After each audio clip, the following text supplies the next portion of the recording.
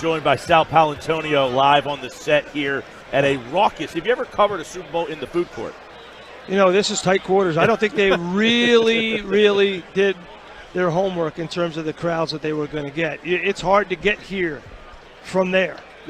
You know, it's tough. It is. It's hard to get around this place. This space is about 5 times too small. Yeah. Well, it's an interesting setup. I mean, you got the fans on. The idea of putting this whole thing in the mall is great because it's Ice Station Zebra outside. Yes. So we want to be in a centrally located place where we can do our work and also have breakfast, lunch, and dinner without having to leave. So that's great, but the spaces are definitely too tight. The key question is, yeah, Sal, have you found a Dunkin' Donuts in this mall yet? This mall has everything. But not Dunkin' Donuts. Not Dunkin' Donuts. I looked. I couldn't even find one downtown either. Nothing.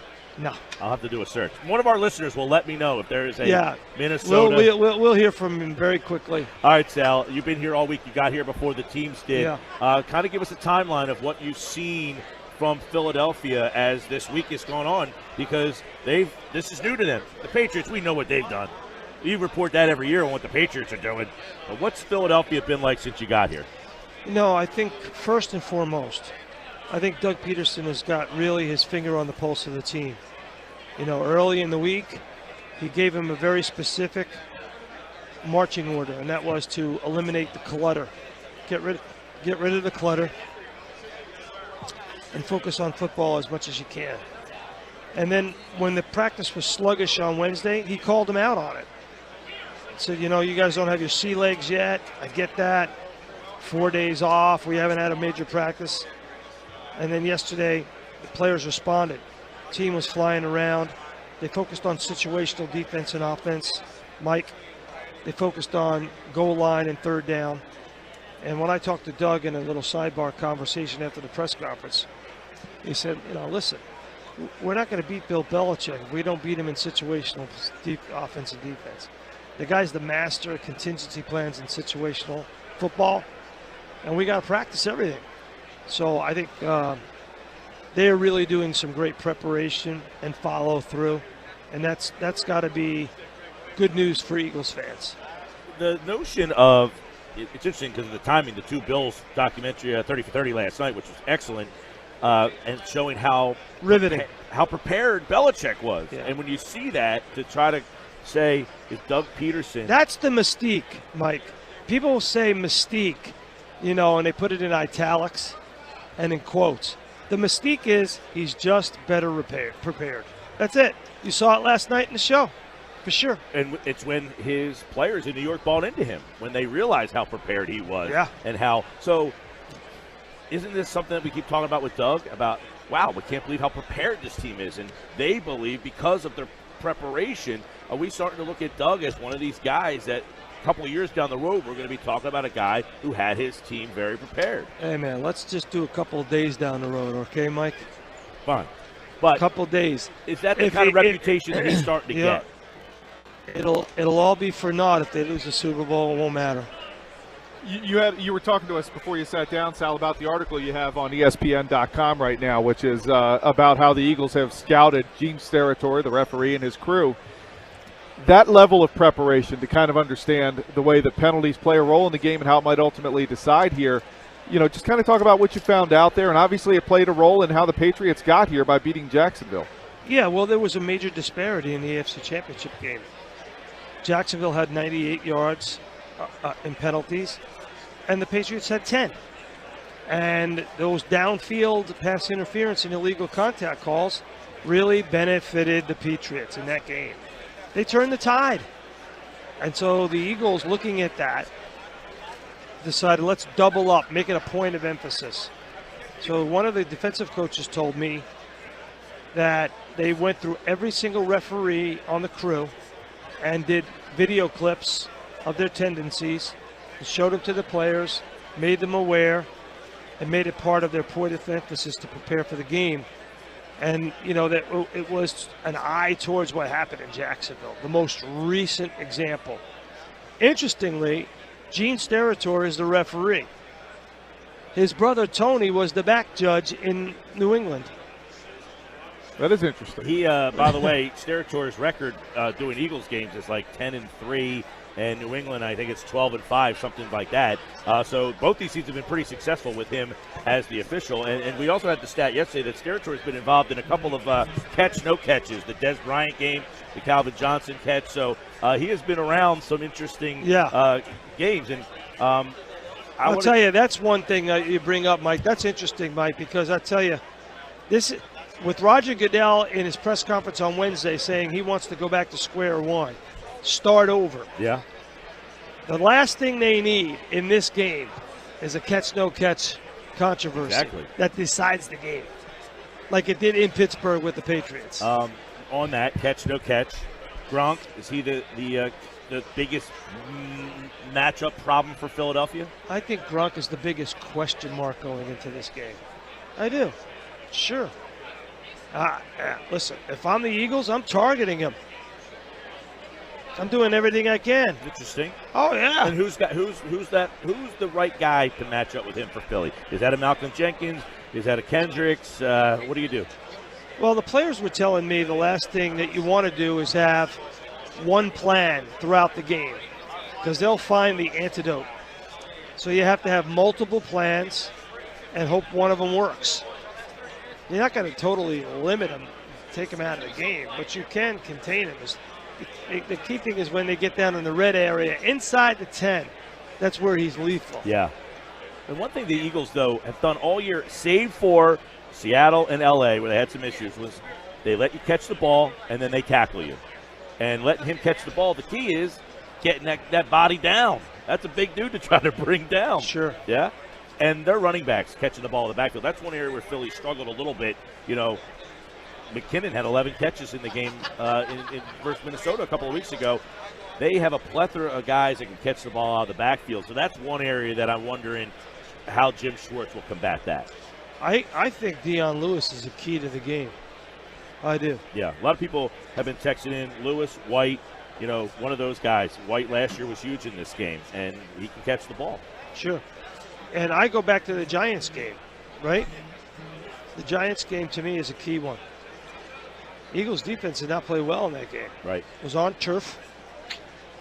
And I'm sure the Patriots looked at that and said, okay, hurry up, no huddle, spread them, and flood the middle of the field, find somebody open. So the Eagles defense. That's what the Giants did. Yeah, and the Eagles defense against the Giants struggled because Eli got the ball out of his hands so fast. Brady is a master at that too. So I'm interested to see if the Eagles, do you think the Eagles front, which has won them the last two games, they dominated up front on defense. That's why they're here, right? Yeah. Can they do the same against this team? I think the Eagles offensive line can play a dominant game in this game. Defensive line might be a little bit tough. Yeah? Yeah.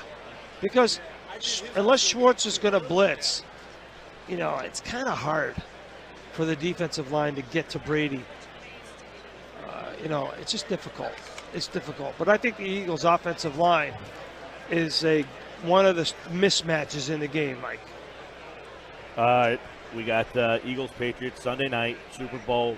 I was asked this morning on Dallas radio, what would the city be like? Yeah. With a... it's unprecedented. It's uncharted waters. I don't think anybody knows. That's right. I don't even. I feel like when you ask an athlete, "What do you feel right now?" and he says, "I really can't." That's how I feel. I couldn't even describe what the feeling would be. But man, this team feels it's like the final frontier for Philadelphia sports fans. All bets are off, Mike. All bets are off from Harrisburg to Atlantic City. Sal Pal, your key and pick for Sunday. Yeah. My key is real simple, Mike. My key is real simple. If Nick Foles does not turn the ball over, the Eagles will win the game. Bottom line. Don't give the Patriots a short field. That's it. And I think the Eagles will win the game. I think the Eagles will win the game 27-21. 27-21. Don't forget tonight, $1,200. Pick the perfect score. You can't steal style score. 27-21, Philadelphia, and then Bedlam happens. Yeah. You've been covering this team a long time. 25 years. Holy moly. This is the perfect confluence of my personal career and a star-crossed franchise that's got to win one. And it's really interesting, Mike, at media night or opening night on Monday night, I was interviewing a bunch of Eagles players, and Jeffrey Lurie had his own gaggle. Yeah. And I waited for Jeff, and I shook his hand, and he didn't say anything else to me but this: Sal, we got to win one. Got to win one. And last night I was at Manny's Steakhouse in town. We were having dinner.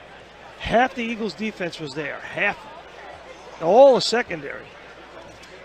And Michael Kendricks was there with his significant other. And I went up to him, shook his hand, said, how we doing? He goes, Sal, we got this. I like the confidence. Well, let me ask you real quick, Sal, about what Alshon Jeffrey said yesterday. What did he say? He publicly said, it's not if we win, it's when we win. Bulletin board material for the Patriots. I didn't see that quote. Yeah, he did. Where did he say it? He said that in the media session yesterday. Yeah, he did? I yeah. did. It's been out there all. I don't know where.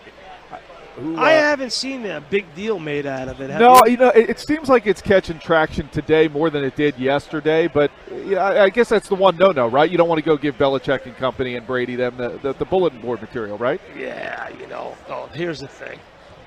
By the way, did you see the Super Bowl? Did you see the Lombardi Trophy pretzel? They got everything here, man, except for Dunkin' Donuts. But I've been getting the text messages. There is one on Hanson Boulevard. Where's that? Andover, Minnesota. Yeah. That is 1360. You got a dog sled? Yeah. Right. 13650 Hanson Boulevard, Andover, Minnesota. What are those things that what do they call them? The ski? Yeah, that's the bobsled. The bobsled sled down there. It was cold last night. Oh man. So what's people were out though? Carson Wentz obviously not playing. This team is this is like I feel like I don't want it to end like the '93 Phillies, but it has that feel. Where it's like some vagabonds and guys that were free agents that nobody really wanted, 1-year deals. Yeah, you don't want it to end like the '93 Phillies. No, you don't. But I think Wentz is handling all this. I was talking to his dad today at the hotel, and I said, "How's Carson doing?" He said, "It's been rough for him." And when I interviewed him, Carson, I've interviewed Carson a couple dozen times since he was drafted, including the day he was drafted, Mike. And he's got that, my dad used to say, don't let it show on your face how hard your butt's getting kicked. That's good. And Carson has always got that stone face in adversity. And I asked him about it, and he said, it's been tough. It's been challenging. It's been difficult. That's the first admission I've ever heard from that young man about anything challenging or difficult. So it's got to be tough for him. Sal, we appreciate you stopping by. That interview will be on Sunday NFL Countdown. We had an exclusive one-on-one interview for 20 minutes with Carson Wentz, and that'll be on TV on Sunday. And don't forget the Sal Pal ESPN Instagram. Yes. I've been following that all weekend. Sal really Pal ESPN on Instagram. He's my best agent because I failed to remember the Instagram. On all these radio shows I've done, I probably could have got a lot of followers. Well, I've been watching. A lot of good stuff on there. Sal Pal ESPN, Instagram, instant analysis. We're going to do another show next Friday, right? I'm down. And that's it for a while. Uncle Sal's taking off for a while. Draft time. We'll talk draft time. All right, good. All right, my man. All right, it's great to be here with you at the Super Bowl. You do a great job. I think the world of your show. Congratulations on your success, and I'll talk to you soon, all right? All right. Mike? Thank you, Sal. All right, Mike. Appreciate the whole season. Yeah. Sal Pal Friday.